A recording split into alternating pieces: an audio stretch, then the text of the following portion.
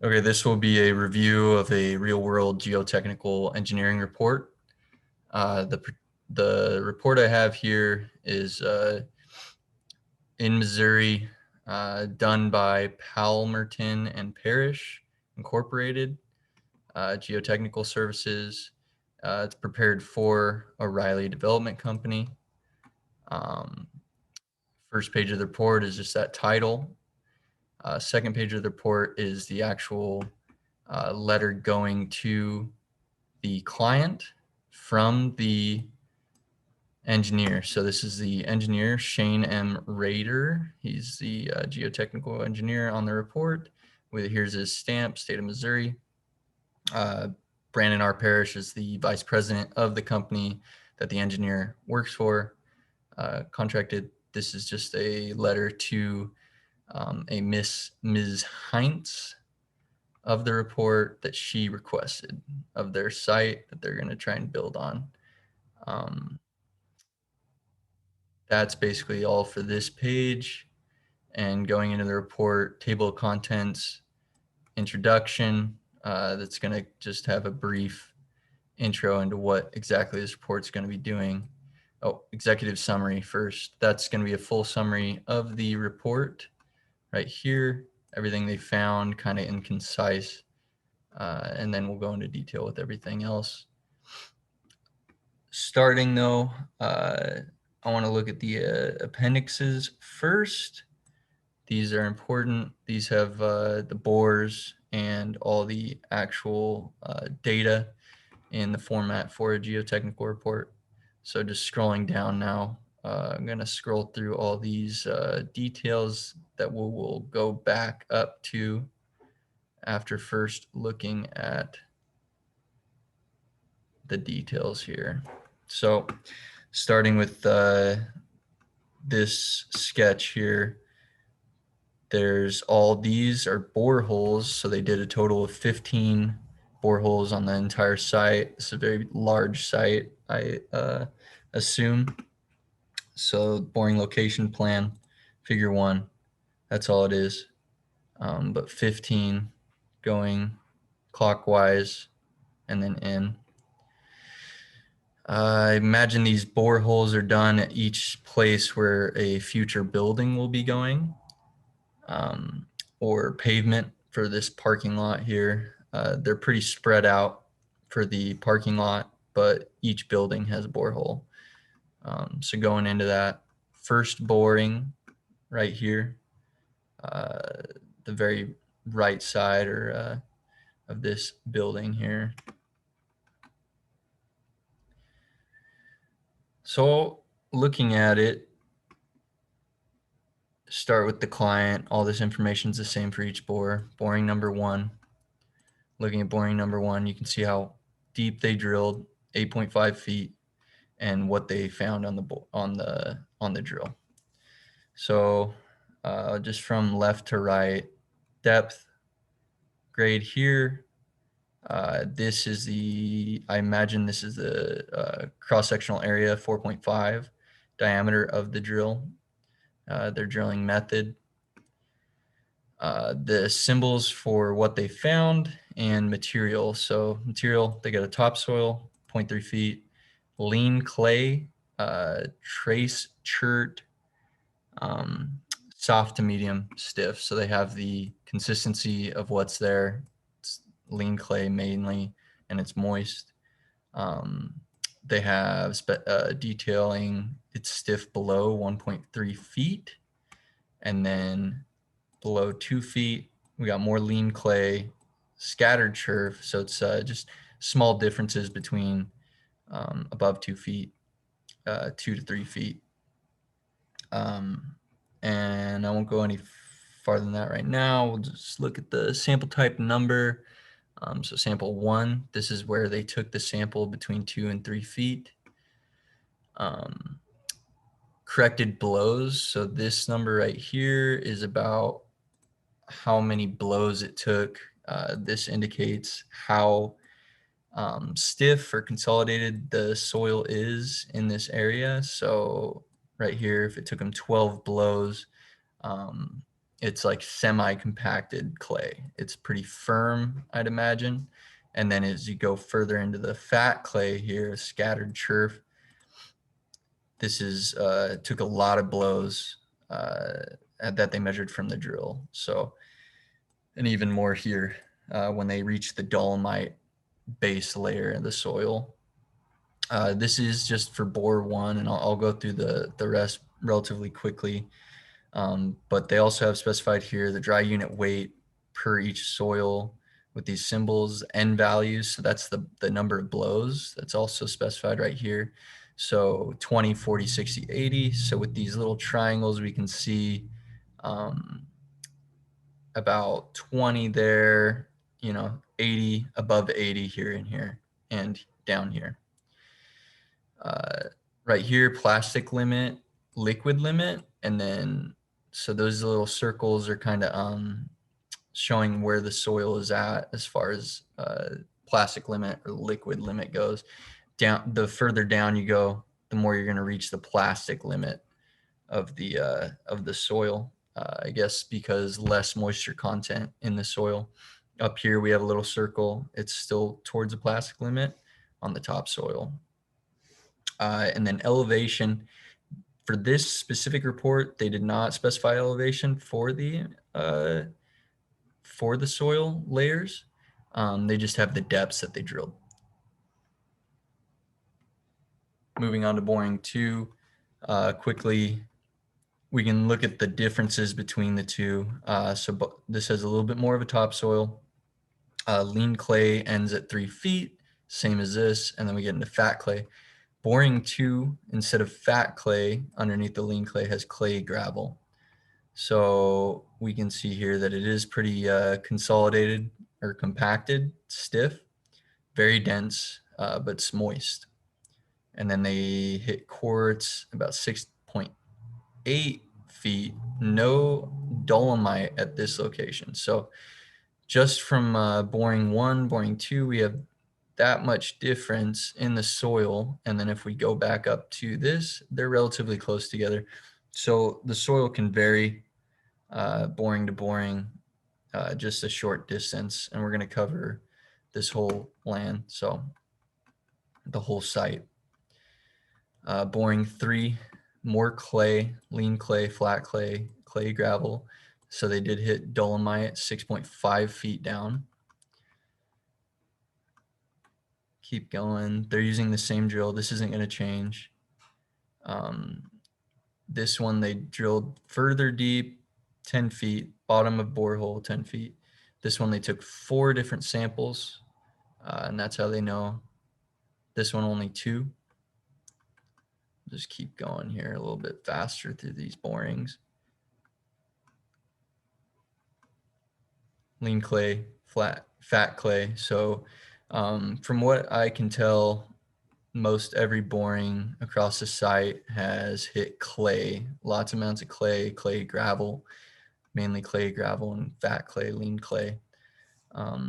Everything moist, but everything dense. Most everything's dense. There's a topsoil layer, very small, but past that, most everything is stiff or dense indicated. So there's no looseness. Medium stiff to stiff, everything near heavy N values, heavy blows. So, I don't know much about this, but I mean, I could tell that the foundation here to build a site would be stiff, so there wouldn't be too much compacting that would need to be done. Very deep, shallow foundation. So past the borings, we just have the keys, symbols, the legend of everything. So we got the pictures, what everything represents, penetration tests, so the samples they took, abbreviations, liquid limit, all that. Water levels, they're in each one of these boring figures. I did not spot any water levels, so they did not come across any water tables or water underneath the soils. So no need for dewatering of the site or anything like that. General notes, all this stuff we've been learning all semester. Appendix 3 is just a not a it's just something to cover. So whoever's reading the report kind of has a little bit more context on how these geotechnical reports are done. All right, back up to the top. With all that in mind, we'll look at the summary. So the engineer here has spelled out everything pretty clear to the client. Project site is currently a heavily wooded parcel with paths cleared. Topsoil encountered across the site ranging from 3.3 to 0.8 feet, so pretty shallow. Upper clays, thicker topsoil. So pretty detailed in the intro and the summary. So in the intro, we have a picture of the site, bird's eye view, small rectangle off the road. So we know, the client knows that we took the right site, and the engineer is just displaying that that's where he was working. Project description, what the client ordered and what the engineer did for the geotechnical report. Site descriptions, so he does a historical aerial photography, just knowing what's there right now based on the pictures. So first he goes into the subsurface borings, everything that we just talked about, ranging from 5 to 11.3 feet were the borings that were done. 4.25 inch ID. That's what the drill that they were using, borings drilled with a hollow stem auger powered by a balloon. Okay, so just what they used for the boring. All right, laboratory testing. So the engineer took the samples, took it back to the laboratory, and now he's going to spell out what they did with the laboratory or in the lab with the samples. So laboratory tests are shown on each boring log in Appendix 1 and are summarized in the following table. So this summarized 6, 8, and 11, the depths that they're boring, the liquid limit, the plastic limit, the plasticity index, moisture content of the soil, pretty moist. Site geology, general site and subsurface conditions, stratum 1, stratum 2, approximate depth, bottom to stratum. Let's go deeper. The bedrock, so where they hit bedrock, it's all spelled out here. Shallow bedrock was not encountered in remaining borings within depths explored.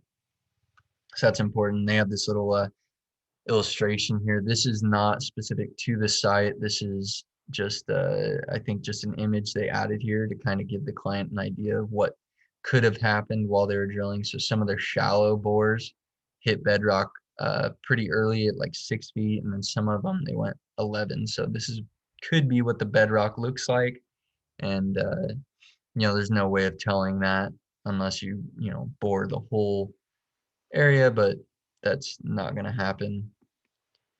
Groundwater, shallow groundwater was not observed with the boring. So like I said earlier, they did not find any groundwater. It says, however, groundwater levels should be expected to fluctuate with changes in site grading, precipitation, general groundwater levels. Groundwater may be encountered at shallower depths during wetter periods. So as the seasons change, as more water is hitting the area, groundwater could be a factor. But they didn't find anything. Earthwork, site clearing, so just what they're going to have to do to the topsoil and everything, making a foundation. Yeah, earthwork, compaction requirements, subgrade, at least 8 inches of compaction is recommended by the engineer. inclement weather. So this is more talking about the moisture, what would happen to the clay, the swelling. Site drainage. Discharge from roof spouts should be collected and diverted well away from the building perimeter. This is a recommendation from the engineer.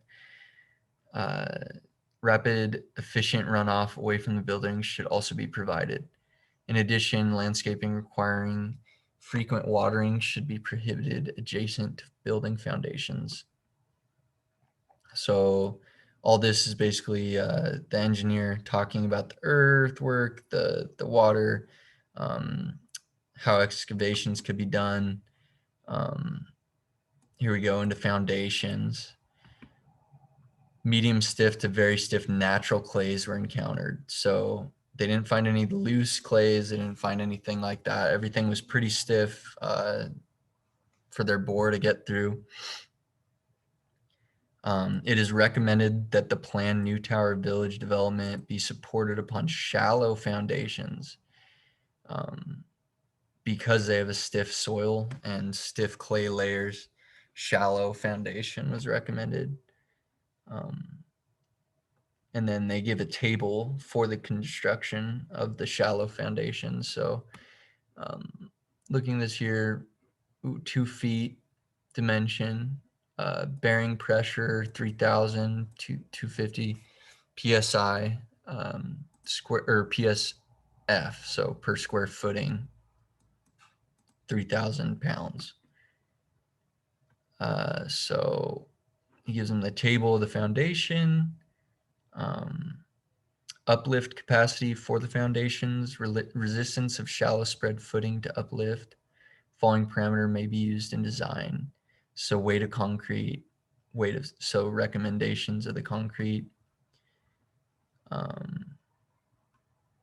seismic considerations right here in general accordance with 2012 Internet Building Code. So site classification C, so that's classification for seismic activity that should be considered in the foundation.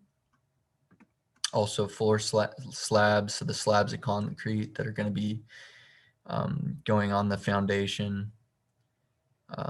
Goes into pavement. Flexible pavement. Is anticipated that any new pavements associated with this project will be constructed of either an asphalt concrete wearing surface. Going on, just more specifics into what would go on the onto the foundation, whether it be flexible pavement or rigid pavement, and what to look out for those. Pavement thickness. All right, construction observation and testing. Integral design component. So this is just general stuff about the construction on the foundation. It's not super important to the geotechnical survey, I believe. It's just recommendations and regulations. And then right here at the bottom, he has report limitations. So he spells out to the client the limitations of the report. So what he did and what, how to take it. So this report has been prepared in accordance with general accepted practices of other consultants undertaking similar studies at the same time in the same geographical area. I imagine that's important depending on where you are. Things are going to be emphasized more importantly. So like here in California, they might have more emphasis on the seismic recommendations for the foundation, or in a more wet area where storms hit a lot, very rainy, very wet, they might have more emphasis on the groundwater and the drainage specifications. Just an educated guess from me. Findings and conclusions must be considered not as scientific certainties, but as opinions based on a professional judgment concerning the significance of the data gathered during the course of this investigation. Other than this, no warranty is implied or intended, such as kind of protecting them. They did their best surveying the site and doing a geotechnical report. And that leads us back down into here. So this is the meat of the report. the borings and the samples taken. If, and then everything is here at the bottom for the client to kind of decipher and read through, or another engineer doing the construction or making the foundation can look at this report and will be able to read it and make the foundation accordingly to the geotechnical report. So I've learned a lot going through this. Obviously, I don't know everything, and I need to study a little bit more on the specifics of what went into this report. But I think I have a general overview of what goes into a report, what a geotechnical survey entails, and a thorough one at that. I think this is a very thorough geotechnical report versus some of the videos that I've watched. So I hope that's sufficient. I think I covered everything, and that's it.